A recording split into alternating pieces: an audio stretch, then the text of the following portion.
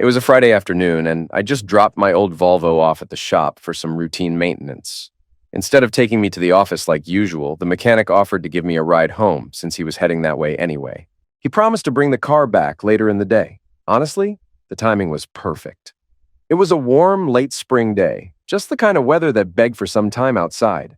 The grass was greening up, birds were chirping, and I could feel the pull to get some yard work done before the weekend. The office could wait.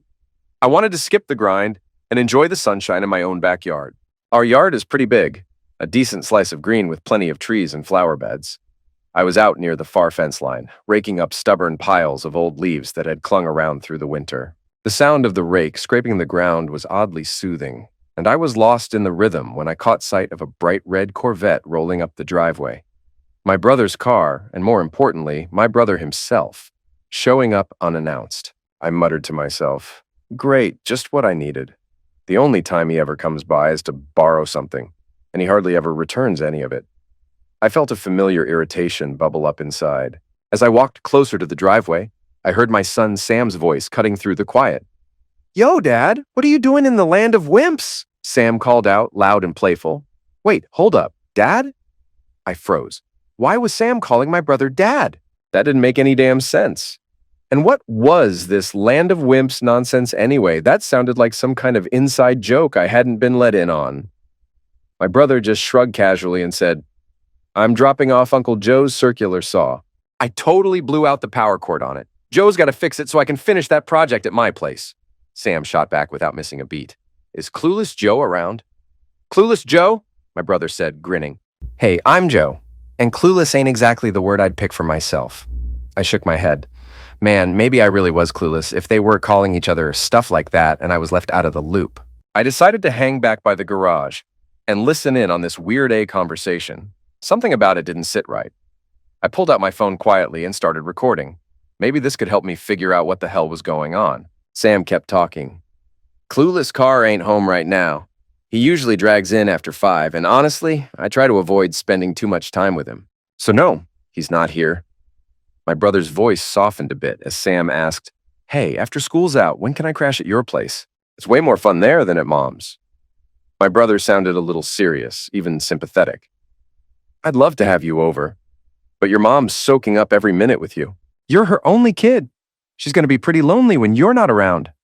Sam rolled his eyes. "Cut her some slack, all right? She's got you Thursday afternoon, right? I'll ask her if you can stay with me for a week or 2 this summer." That'd be sick.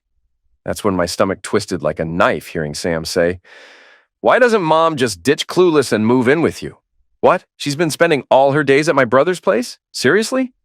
No way. Hell no." My brain started snapping pieces together, and none of it made me feel good. Was I really the clueless one here? Was I the fool? My mind raced fast, trying to process everything. Then Eric, that's my brother, started bragging like it was nothing. "Ever since she got knocked up with you," Eric said with a cocky grin, "I've been asking her every damn month. And she tells me, 'Nah, you're great and all, but you'd be a terrible husband.' I've got a husband I love and cherish. Every minute with him makes me feel like the luckiest woman alive. I love him. And you? Not so much." I couldn't believe what I was hearing. So that's the deal? She won't leave Joe Tyndall, my own brother, but still sneaks around with me whenever she feels like it? Eric smirked and said, "I gotta bounce now, but I'll catch you tomorrow at noon at your grandparents' for the family birthday party and Memorial Day lunch." At that moment, my legs just gave out under me like wet noodles. I slid down the garage wall and landed hard in the hosta bed. Everything shattered around me. Finding out that my son wasn't biologically mine felt like the smallest slice of this nightmare. The real punch was knowing my wife had gotten pregnant by my own brother and still kept hooking up with him regularly behind my back. Somehow, I forced myself back to work. I sat down on the rope swing in the backyard, the same one where I used to push Sam for hours when he was a little kid. And there I just broke down. I cried until the dirt underneath me turned to mud. I didn't know what the hell to do next. Before I could make any decisions, I had to get the full picture, the whole truth. That's when I remembered something important. The DNA test we took a few years ago. Carol, Sam, and I all did that 23andMe test together as a family. How could that be wrong? But then the worst thought hit me. What if Carol threw out my test and swapped Eric's saliva sample under my name to cover up who Sam's real father was? That was a low blow, the kind that cuts deep. They erased my entire family history and replaced it with some idiots. They kept me blind, deliberately hiding the truth that I wasn't Sam's real dad. Any hope I had of fixing this or understanding it was crushed. I had no choice but to face this screwed-up reality head-on and try to find a way out. My name's Joe Tyndall, 43 years old, about 175 pounds, same as college. I'm skinny, never a jock. In high school, I was a runner on the track team. I still run a few miles each week, but work and family slow me down now. Sometimes I do charity 5Ks or 10Ks. I'm finance and operations director at Tyndall's machine company, the family biz. My great-grandpa started as a blacksmith, fixing wagon wheels. My grandpa and dad kept upgrading the tools. Now we make precision aerospace parts and metal spares. Dad, Edward, is president. My brother Eric runs marketing. Dad didn't go to college but went to a trade school. I've got degrees in industrial engineering and accounting, so I handle CFO and COO stuff. Eric's the opposite of me. 6'3", bigger by 50 pounds, a loud, cocky athlete. He was the star on the high school soccer team and got a small college scholarship. I had to work and take loans to pay for college. Eric barely graduated because teachers passed him just so he could keep playing. His degree in PE hasn't helped him much. He started at Tyndall as a junior mechanic, but he's no precision guy. Instead, he used his name and size to charm and sometimes bully customers. He's good at it, brought business in, but we fought sometimes. He wanted commission on new sales, which wasn't crazy, but he already made good money, like me. I told him, "Fine, you get that, but I want all the patent money from my work." Dad gave in to Eric easily, but I had to fight hard for my share. My wife Carol and I met because she liked how I looked. I worked with my dad after college. Carol was an English teacher with just a high school diploma. We met jogging and married a year later at her church. 2 years in, we wanted kids. We tried everything, but Carol couldn't get pregnant. We didn't want tests yet. Too soon. I was crushed. I wanted 2 kids, no matter what. Then, a couple months later, Carol got her period. She didn't say a word to anyone, not even me. Pregnancy was tough. Last 2 months, she had to stay in bed. Labor was brutal. We almost lost her and our son. We named him Sam. He's a wild kid, always moving. Carol hates how rough we get wrestling on the floor. We spent hours tossing balls, kicking around. His grades aren't great, but above average. After Sam turned 15, things changed. I thought it was normal teen stuff, but he stopped talking to me. "Too busy," he said, glued to his phone and Game Boy. Then he got rude. I think he saw being an accountant as weak or lame. Maybe because he's bigger and stronger than me now. Carol's still the perfect wife. She's smart and runs McKinley School, a place for kids who struggle with school and fights. Her job's stressful, and sometimes she snaps at me over little things. But when it's bedtime, she's always sweet. So imagine my shock when I hear Eric telling Sam he's his real dad and has been messing around with Carol for 17 years. No way, I thought. But what did I really know? Sam's built like Eric and Dad, not me. Something felt off. That night, I watched Carol close. Nothing looked wrong. Dinner was fun. Sam left to pick up friends, said he'd be back by 11. Carol and I started cleaning up. She told me, "Load the dishwasher, I gotta hit the bathroom." I turned back, and she was just wearing a lace apron. She smiled. "Get to work. I've got plans for you tonight." We laughed, joked, then went to bed. We got busy. Next morning, Saturday, we were headed to my folks' place for lunch, Dad's 70th. Carol hates driving my Volvo, and Sam wanted to roll solo to leave early, so we all piled into her Lexus. At the door, Mom, Sally, hugged us in order. Carol, Sam, then me. Dad did the same. Then I watched Eric and Carol. Eric hugged Sam tight, then reached for Carol. Eric's hug was full on, but Carol, cold, like she was bored or annoyed. Not what you'd expect from people who'd been having fun for 17 years. When things got quiet, I dropped a line. "Eric, I need our finance guy Thursday afternoon. You gonna be at the office to cover for me?" Eric said, "Nope, Joe. Got a big project." Carol sniffed and blew her nose. Her iced tea bubbled. I was close. I smirked. "Big project got you sweating." "Nah, I've worked with this guy before. Always win." Carol's eyes burned hotter than any plasma cutter. Her face drained white. No one made a sound. Not even a fork or ice clink. Dead silence. All five of them looked shaky, like they all knew the dirty truth. They were sweating. I played dumb, but I knew what was up. Dad broke it. All right, let's check calendars. Glad you're here for my birthday. My grandpa bought this land long ago. He'd be proud to see it's still ours, and the business is growing under Eric and Joe. I'm stepping down as president. Eric's taking over. We're changing pay. Joe's new salary is 75% of Eric's. But with Joe's patent money, you'll both be close. Carol squeezed my hand, smiling. So I report to Eric now? Eric, who can't tell a CNC machine from a popcorn popper, running the company. Disaster waiting to happen. Eric shot back. Look, bro, I've always been the boss. You're just the small-time salesman. You gotta be alpha to run this. Deal with it. I win, you lose. Dad cut in. Enough, boys. Eric, you're not boss yet. I'm still chairman. I own the stock. You run things my way. This company's been ours over 100 years. I won't let it fall apart on my watch. We're Tyndalls. Legacy matters. He pointed at old pics on the wall, but it felt empty. I asked, Dad, which one's Grandpa? Left, then my dad, then me. I said, look at these pics. Don't see myself in any of you. Not build, not hair, not face. Eric and Sam look like Tyndalls, but not me. What's up with that? Mom's shoulders tensed. Her face went gray. Dad's turned red. Everyone looked at each other, silent. I dropped it. So, what's the family secret? Dad sighed. Your mom and I planned to get married, but she got drunk at a party and got pregnant. She thought she was having me? We didn't know she was pregnant before the wedding. We were shocked, but happy. You were weak, stunted as a kid, thought it was pregnancy issues. You were sick a lot, almost lost you to mumps. Took years before we found out you weren't my biological son. Mom hid an affair before we married. Said you looked like that other guy. When DNA tests came, we checked. You're not my kid. You're Eric's. That explained a lot about how I was treated compared to Eric. Not the bombshell I expected, but it flipped everything. I was trying to figure out Sam's real dad, and bam, this hit me. Mom said, doesn't change how much we love you. You're our son. That was sweet, but what about what Sam and Eric said? I asked. Okay, Dad, that explains me. But why doesn't Sam look like you or Eric? Why is he different? The room was tight with silence before Edward finally dropped the bomb. Joe, you and Carol tried so damn hard to have a kid that it crushed her. She broke down and went straight to your mom for help. Turns out you had mumps bad enough to wreck your balls. Infertile as hell. So your mom and we figured, for the sake of your marriage and the Tyndall legacy, Eric had to step in and knock Carol up. At first, Carol fought it. And the hell, who wouldn't? But then, she saw the bigger picture. The family needed a Tyndall kid. You wanted a family, Joe, and Eric gave you what you couldn't. We hoped it'd stay buried, but DNA and all that genetic crap don't lie. It hit me like a punch to the gut.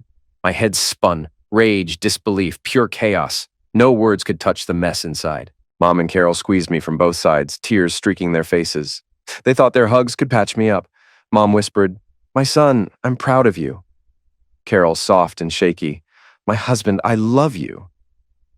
Like that made it easier. Edward stepped closer. Joe, we hoped you'd see it as love. Family doing what's gotta be done. I spat back, love, love! Edward, can I call you Edward since you ain't my damn dad?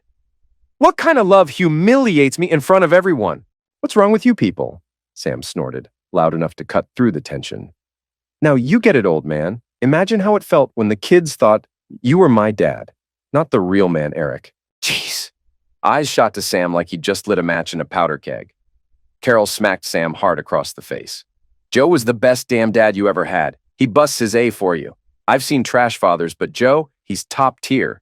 Count yourself lucky. I laughed, bitter as poison. Oh yeah? Why didn't you tell me sooner? Why leave me in the dark all these years? Bet you lot were snickering behind my back while I bragged about my perfect son. You even called me Misunderstood Joe. Nice touch. Silence choked the room, like they were waiting for me to explode. Edward shrugged, cold as ice. We couldn't break you down, Joe. You're the brains at the plant. We needed you steady, running the show. Hell, the recruiters said we're paying you peanuts compared to what a CFO or COO would get. My voice sharpened, cutting through the nonsense.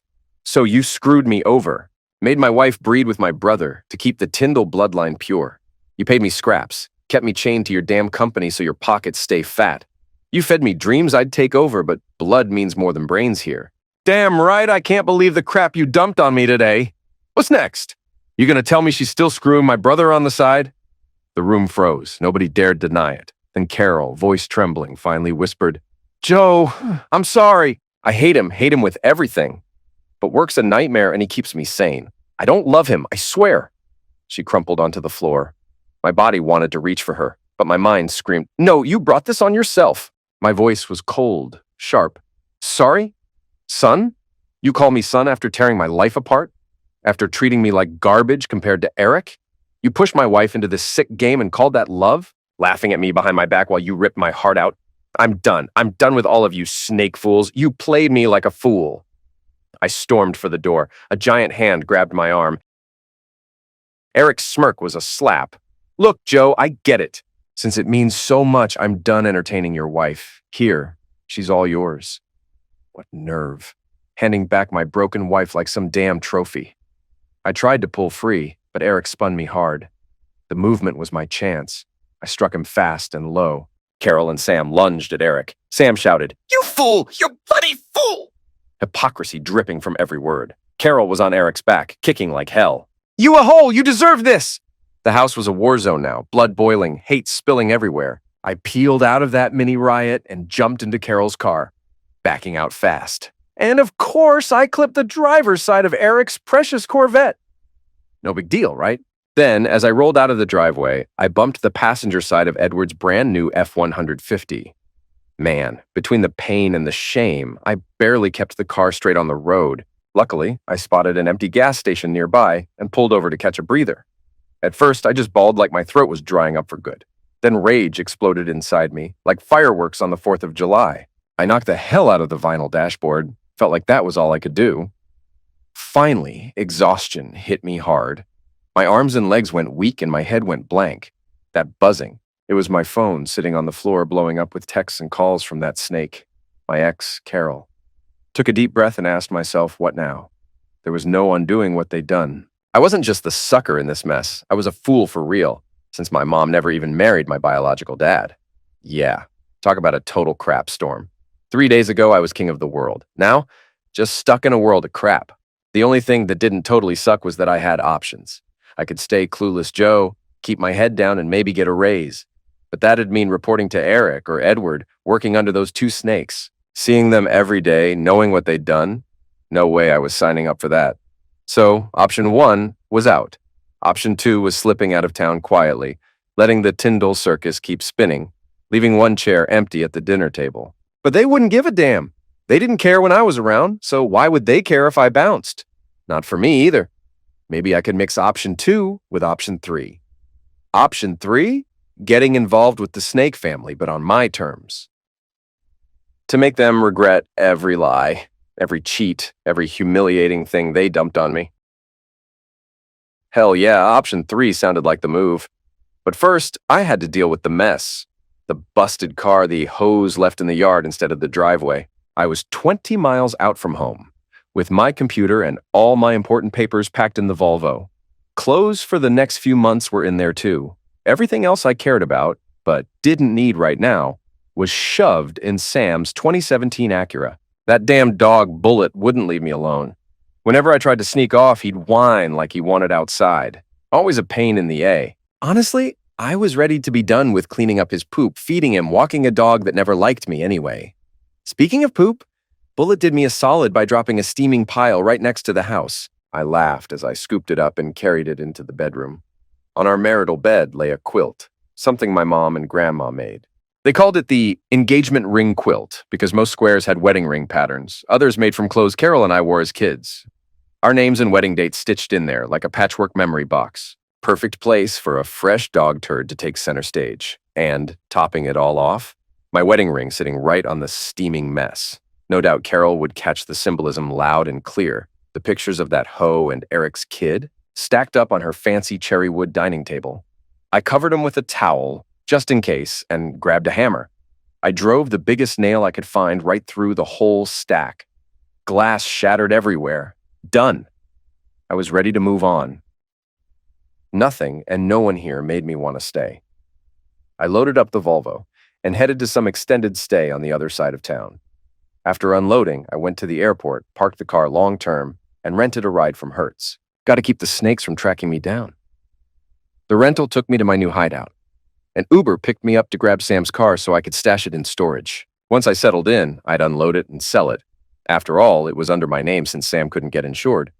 After a couple speeding tickets and a pizza with beer delivered to my room, I laid low. Didn't want to face anyone. Had projects to finish. Moving money around so only I could touch it. Joint credit cards. Paid off and shut down. Left her the last 2 paychecks in the joint account and kept the rest for myself. As for Sam's college fund, yeah, I tapped that dry. He'd have to hustle harder now and maybe ask his real dad for help. That night, my head was spinning. I kept thinking about the good stuff, wishing I could rewind time. But my gut knew the truth. The people I cared about didn't give a damn about me. So why should I give a damn about them? This reset made me not Clumsy Joe anymore. No way. I was Scary Joe now, tomorrow. Scary Joe was going to roll up to the Tyndall factory. It's Sunday, so no one be in the office. Man, I was already looking forward to that day. Funny thing, that thought helped me sleep better than I had in weeks. I parked my rental a good distance from the front of Tyndall Manufacturing. Sure, I could have used my usual spot, but I didn't want anyone spotting me right away. After killing the security alarm and then rearming it so no one would know a thing, I headed to my office. As CFO, I had the keys to every financial account. Tyndall had 7 accounts scattered around, so I pulled all the cash into one main account, leaving just enough to cover 2 payroll checks. The company's line of credit was maxed out, so I dumped that balance into the main pot too. Then I transferred the whole pile to our offshore account in the Caymans. Still company money, but good luck trying to pin anything illegal on me. I was only guilty of getting played. That Cayman account wasn't new. We'd set it up years ago to handle transactions with European partners, a legit clearinghouse. Now the real fun started. I changed usernames and passwords on every single account. No one was getting in anytime soon. Since none of the banks bothered sending paper or email statements anymore, laughable, I switched the mailing address to some random spot in Montana, 101 Big Tree Street 2, Montana 59085. I fired off emails canceling electric, gas, water, phone, and internet bills too. The Tyndall crew had been hoarding paper records forever, but I'd started pushing cloud storage 5 years ago. Now all our files lived online, except for vehicle and warranty papers. Finance had access, but only I could add or delete files. I swapped all passwords and logins. No one was sneaking a peek at the accounts under my watch. I changed all the passwords on the networked CNC machines next. Then I hit Eric's office, hoping to dig up some dirt on his computer. Didn't take long. Found a bunch of video files of him entertaining the staff, the locals' wives, and, of course, Carol. I copied everything to my flash drive, but left the computer untouched.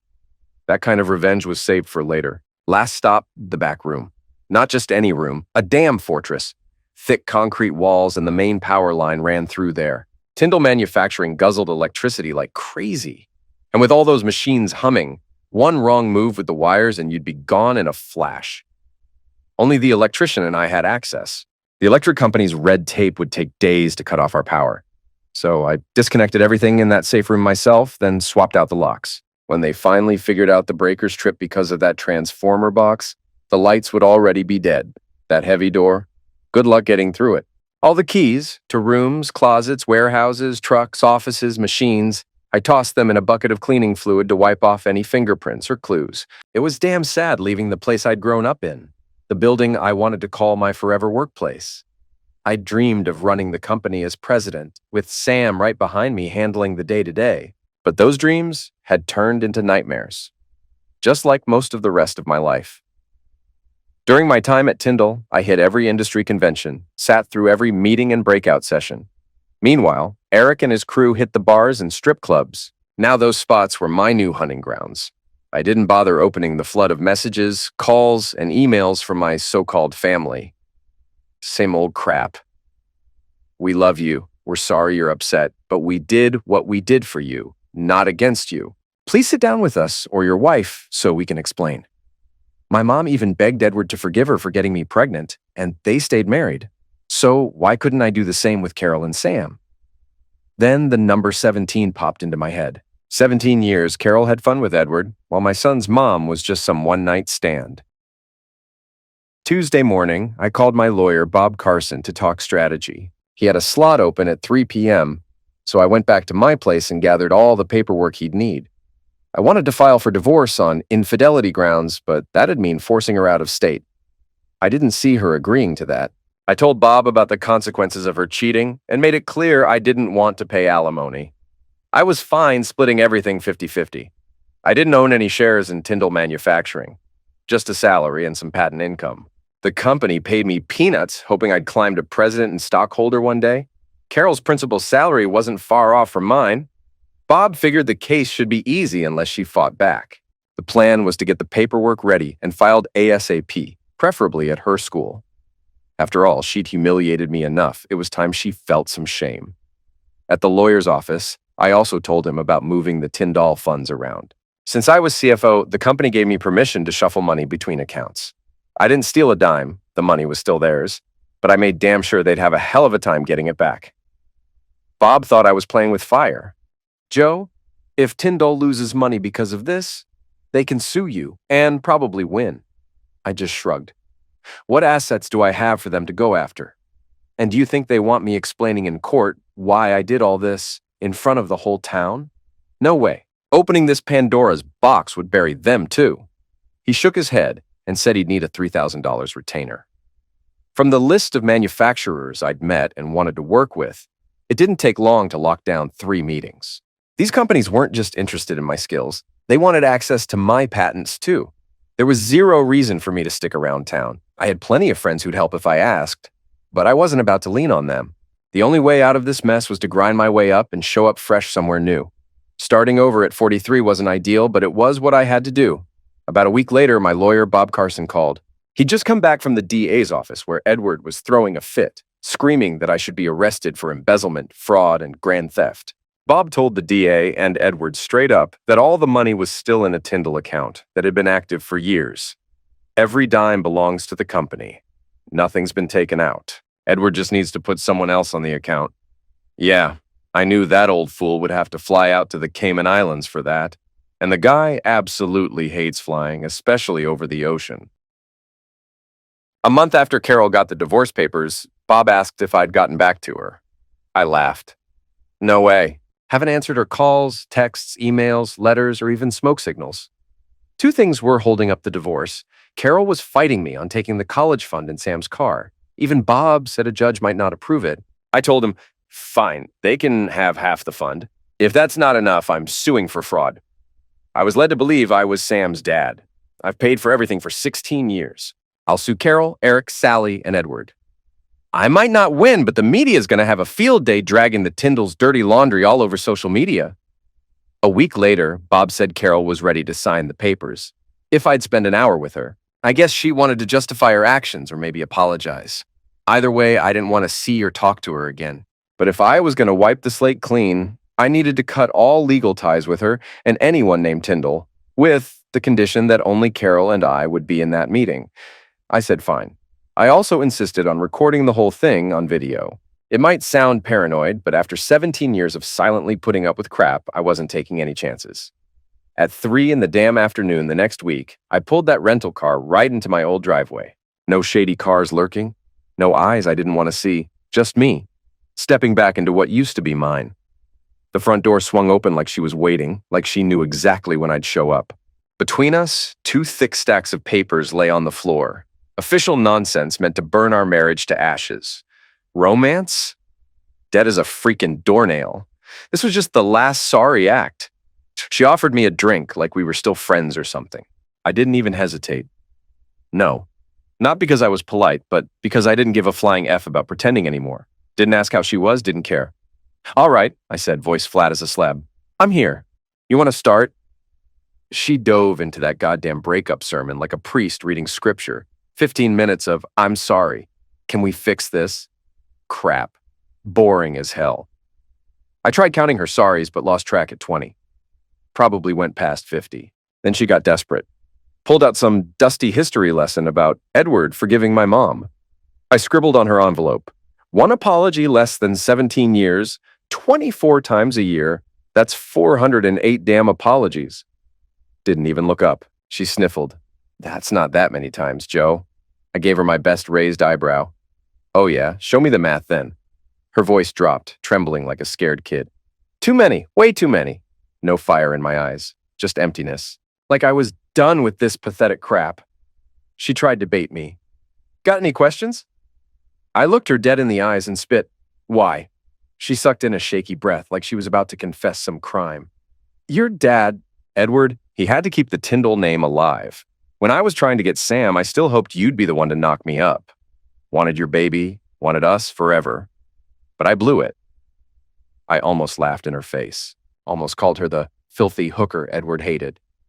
But, nah, let her stew in her own filth. I don't buy that disgusting nonsense, Carol. Eric's kid binding the family? That's the biggest joke I ever heard, she fired back, voice shaking with some twisted pride. So all that sneaking around with Eric after? That was your idea of keeping us together? Real classy, huh? Secretly humiliating me? I snapped, voice dripping with venom. No, Carol, that crap was all about me. I was your husband. You swore off screwing around, but you broke every goddamn promise. What's wrong with you thinking cheating's okay? Is it okay to leave me in the dark? She stumbled for words. Nonsense! I cut her off, yelling loud enough to shake the walls. It was everything about me. You betrayed me, wrecked us. And you think it's all right? She hung her head, voice small and weak. I'm sorry, Joe. I meant it's more about me than you. When I got pregnant with Eric, I realized he wasn't even half the lover you are. I stopped seeing him right after. All the fun? That was with you because you're the man I love. I scoffed, bitter as poison. So, you went back to him because I was too damn good? Damn pathetic. Tell me the whole sad A story about needing the bad boy to knock you off your high horse. Go on. I got all damn day for your sob story about some big bad dude who got you. She took a shaky breath. Joe, I love you. I know I wrecked it, but I'm flawed. I'm too damn successful sometimes. Think I'm better than everyone else. Lose my damn compassion and turn into a witch. Eric, he kept me in line. And yeah, your parents pushed me to get pregnant by him instead of you. I sneered. So you got bred like some damn farm animal? She flinched. Maybe. No tears, no nonsense. Just raw truth. I packed my crap and left. Before I walked out, she yelled, to sum it up, yeah, I went back to Eric because I hated myself. Needed him to knock me down a peg, used him like some damn therapist. And I'm sorry. I regret hurting the best man I ever met, you. Maybe someday, when all this crap is behind us, you'll remember the good times. I turned back, smirked cold and sharp. Sounds like a damn fairy tale to me. At least now I got most of the facts. Or do I? She whispered, voice barely audible. You know everything now. I was stumbling toward the door, barely able to keep my balance, leaving behind a messy trail of chunks of meat and pasta. My legs felt like jelly. Carol's sobbing filled the room, raw, desperate, like nails on a chalkboard. And it pounded in my ears so loud I thought I might crack. She was clearly furious about the puke all over her pristine carpet and her favorite dress. I barely cared. That was her problem. The mess I left behind wasn't just physical. It was the wreckage of everything we'd built, everything I thought we had. My lawyer had to completely redo the divorce papers because no judge would even look at the originals. They were too messy, too full of legal landmines and emotional wreckage. 2 weeks later, the divorce was signed and sealed. I walked away with half of the college fund and the money from the car. Carol got to keep that house until Fool Sam graduated. I'm pretty sure Sam was pissed off, but since he didn't want me in his life anymore, I and all my money were effectively erased from the picture. I wasn't his dad. I flat out refused to pay child support. If the court insisted, I was prepared to switch my claim to infidelity and sue every last Tyndall for fraud and deceit. Nobody wanted that kind of circus in public. I was already ashamed just carrying the Tyndall name. During those dark months of self-imposed isolation, I wrestled with a gnawing question. Should I watch those video files I downloaded from Eric's office? The videos that confirmed everything I feared about Carol's betrayal. I still wasn't ready to face the raw truth of her cheating, let alone sit through footage of two people I despise having a laugh at my expense. Each file was labeled carefully, and when I saw one marked Syndra, my blood ran cold. It was a small file, but it felt like a punch right to the gut. Syndra was the wife of one of my oldest and closest friends, John Brown. John was a couple years older, a star athlete, while I was the stereotypical nerd. We barely ran in the same circles until I was roped into tutoring him for an English class he was struggling with. He was brilliant in math and science, but got totally lost in literature and essay writing. Over that semester, we became friends. After college on a soccer scholarship, he came back to town to care for his aging parents. When he asked if there were any jobs available, I was happy to recommend him. He got hired at our store, and our friendship picked back up. A couple years ago, things took a bad turn in John and Cindra's marriage. From what I heard, Cindra got completely wasted at a bachelorette party and hooked up with some random guy. When she got home, humiliated beyond belief, she told John right away. But by then, they had 2 little boys. Divorce wasn't on the table. It would have been a disaster. That small video started with Cindra stumbling into a hotel room. I was surprised. I actually felt respect for her after seeing it. It explained why John hadn't left her. Eric was the one having his way with Cindra, completely silent in the footage. John had always wanted answers. Now I had proof if he ever wanted revenge. I invited John over to my apartment for a serious talk. After a couple of beers, he asked me about that secret I'd mentioned. Without hesitation, I said, "John, I came across a video of your wife with another guy. She looked totally wasted. I can either tell you who it was or show you the video, or both. Which hurts less?" I asked him bluntly. John sat back and stared at the floor for a long minute, trying to process. Tears welled up in his eyes, and his breathing went deep and ragged. I put a hand on his shoulder but said nothing. Then, finally, in a voice barely above a whisper, he said, "Who was it?" I looked him straight in the eyes. "It was Eric. Your wife was with my brother, Eric." John's face twisted in disbelief. "But she hates him. She calls him a real a-hole. Why would she do that with Eric?" His voice cracked with confusion. "Like I said, John, she wasn't herself. Watch the video and you'll see she didn't want it to happen," I said. He watched the video carefully. Then he recognized the other man, a nameless stranger who'd been at the bachelorette party years before. Cindra didn't know his name, and neither did Eric. When I told John the story, Cindra broke down sobbing but tried to keep her voice steady. John asked quietly, "Why would Eric feel the need to entertain his employee's wife like that?"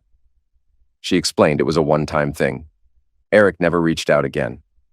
"My guess," I told John, "is Eric didn't care about names. He didn't even know her last name. He just wanted one thing." John stood up, shaken but grateful. "Thanks, Joe. That actually helps a lot. I'm glad I forgave her back then. She was so upset and sorry. Now that I know the truth, I don't know if I should tell her or not.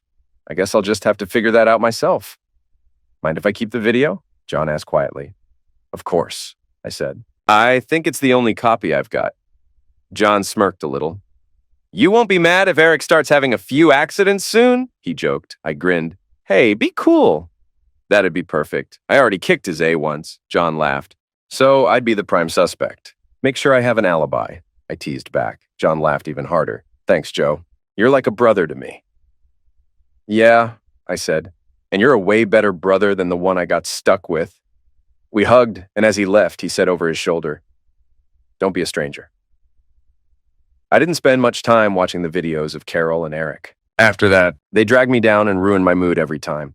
When the moment came, I deleted every single file with Carol's name on it.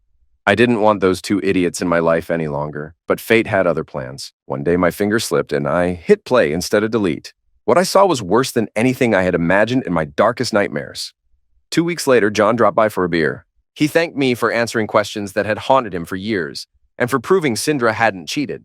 He had an idea to use the remaining videos to expose other cheating wives and help husbands ruined by Eric's reckless behavior. I gladly handed over the rest of the disgusting tapes. Meanwhile, my job search was finally bearing fruit. One of Tyndall's biggest competitors called me out of the blue and invited me for an interview 100 miles away. That call was the first real flicker of hope I'd felt in ages. I told them I was ready to meet any time, any day. Donen Corporation was helmed by Tim Donen, CEO and president. When I first met him, he shook my hand firmly and said, "Don't call me Mr. Donen, just Tim." That threw me off a bit, but it set the tone right away. Straightforward, no fuss. The meeting with Tim went better than I expected. He offered me a generous package that matched what my peers were getting. Good benefits, solid salary, the whole deal. No complaints. But there was one catch.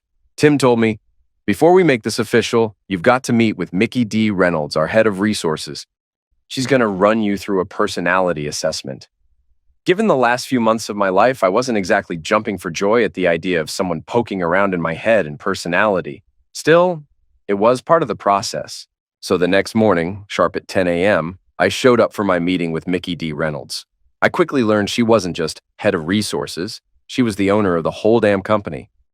Reynolds Resources didn't just handle personality tests, they managed recruiting, corporate governance, compliance, and all the behind-the-scenes reporting for Donan and manufacturing. Tim joked, "Makes my life easy. Me, the engineer, I'd rather be buried in blueprints than paperwork." Walking into their office was like stepping into the future. It was sleek, clean, high-tech, nothing like the noisy, cluttered production floor I was used to at Donan. I gave the receptionist my name, offered her a coffee and a seat on the comfy couch while I waited. Just being there made me feel like I'd stepped into a different league. Then Mickey D walked in. She was stunning. Early 30s, sharp eyes that missed nothing, a confident smile. She stuck out her hand and said, "Relax, Joe. I get the nerves. No need to be all stiff." I shook her hand, trying to hide my jitters. Her grip was firm but warm, the kind that tells you she's in control but approachable. We sat down, and for the next couple hours, we talked. About me, about what made me tick, my engineering style, what I liked, what stressed me out.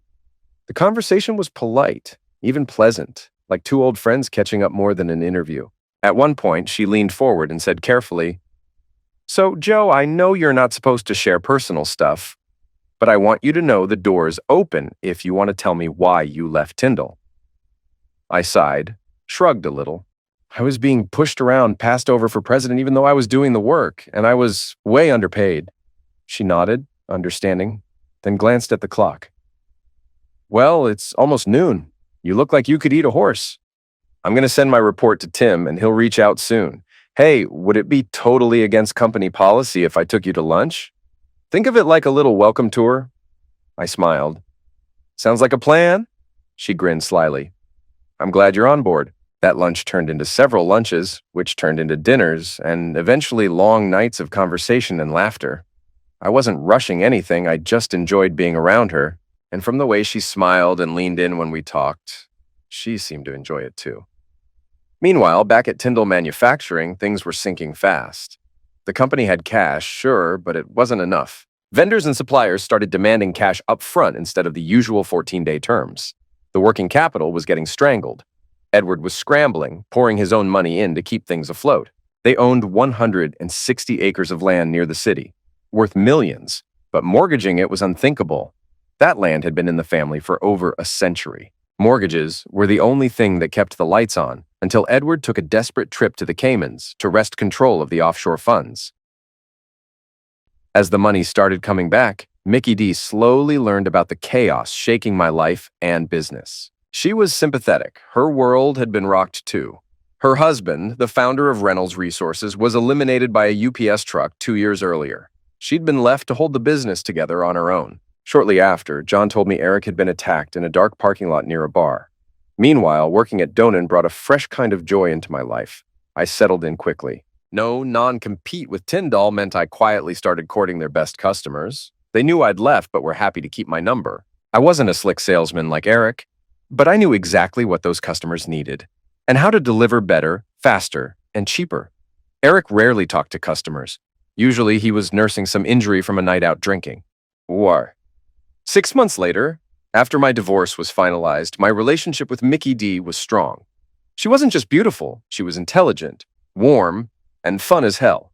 After many dates filled with deep talks, our nights grew more intimate, not wild or rushed, but full of soft touches, long strokes, and tender kisses. One night, she looked into my eyes and softly asked, "Shall we head out?"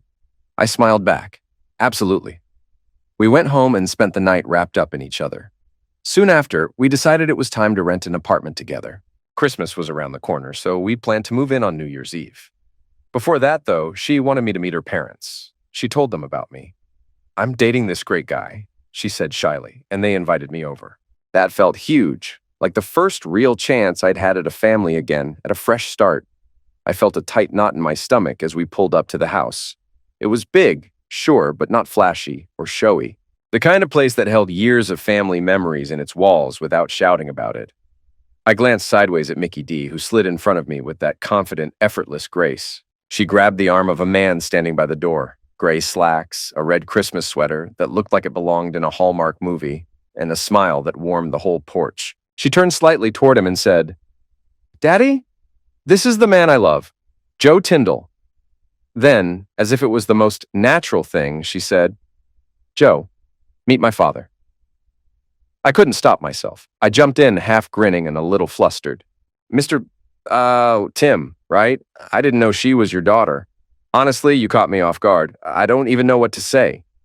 Tim's laughter filled the air, deep, genuine, and unpretentious. Just say, good to see you, Joe, and come on inside.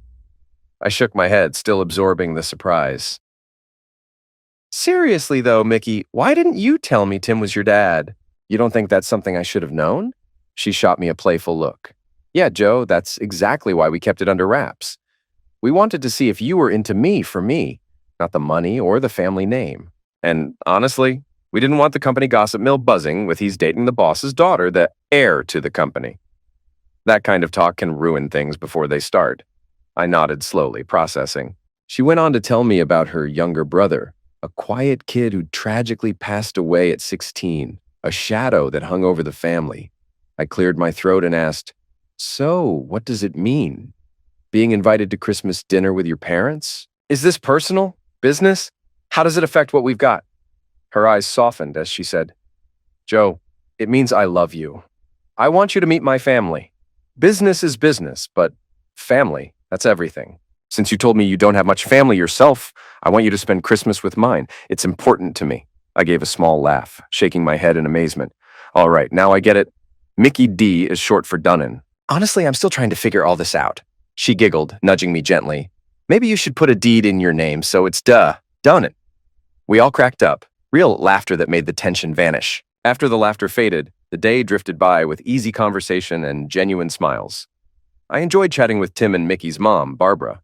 It felt like real family, something I hadn't felt in years. I was rusty at this kind of thing, but I walked away thinking my asking for Mickey's hand would be welcomed. As for Mickey, I was certain she'd say yes, but after all I'd been through, I wasn't about to take that for granted. And sure enough, my instincts were right. One night, Mickey suddenly jumped from the couch and rushed over to me, her eyes shining bright with excitement. I dropped to one knee and opened a blue velvet box, revealing a sparkling ring. She shouted, yes, yes, yes, yes.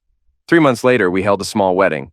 Nobody from my side of the family showed up except John, Sindra, and a few new friends I'd made. After a dreamy honeymoon in the Caribbean, we returned to my apartment to start our new life. One of Mickey's first decisions was to get off birth control. We agreed it'd be a while before my boys met her baby, so we took it slow. Then we went to the courthouse to get her name changed.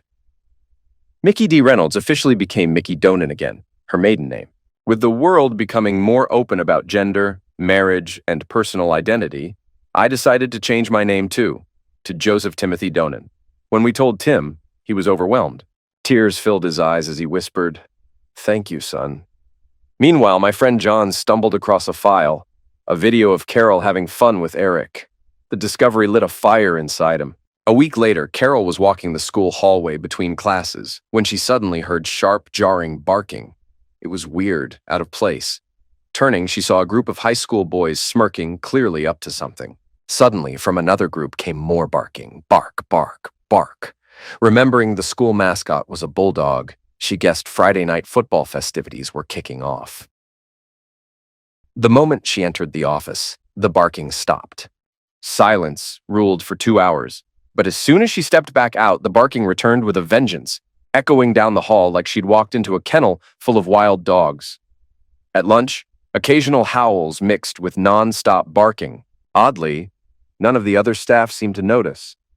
But the next morning, stepping onto the concrete parking lot, it felt like someone cranked 50 speakers blasting dog barks at full volume. She hurried inside, eyes glued to the floor, avoiding everyone's gaze. She sighed deeply as the heavy door slammed shut behind her. Walking toward her office, a voice sliced through the silence. "Bark like a dog, witch. Bark like a dog." The voice was deep, rough, familiar. It sounded like Eric. What the hell was he doing here? Why those words? It hit her like a ton of bricks. The leaked video had gotten out. She jumped and whispered, "Oh, crap." What the hell do I do now? My job, my career, my reputation? They're all on the line. Everything's about to be torn apart. She slammed her office door and leaned back against it, heart hammering. Were the other staff smirking? Did they know? Who had seen the video? What was she supposed to do next? Right in the middle of the first period, as the hallways started clearing out, Carol practically bolted from her office. Over her shoulder, she shouted, "I feel sick. I'm going home."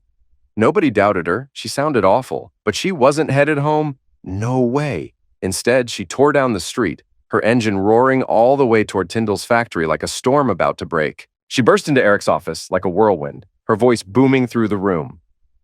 "Did you leak that damn video of us having fun? If you did, I swear I'm gonna eliminate you." Eric saw the fire burning behind her eyes and panicked. No, Carol. I've got them all right here. I'm the only one with copies." He jabbed at the keyboard, pulling up a file on the screen. She was shaking with fury. "You stupid a-hole. We've been hacked. They got into the whole damn network. I'm ruined. How can life possibly get any worse?" Her sobs broke through, raw and desperate. She crumpled to the floor, overwhelmed, lost. Eric dashed out, sprinting toward his father's office. The two men exchanged grim looks before heading back toward her. "Carol," the two of them said like they'd rehearsed it, "let's get you back inside, shut that door, and get back to work." And with that cold practicality, they carried her away, leaving the howling chaos behind closed doors.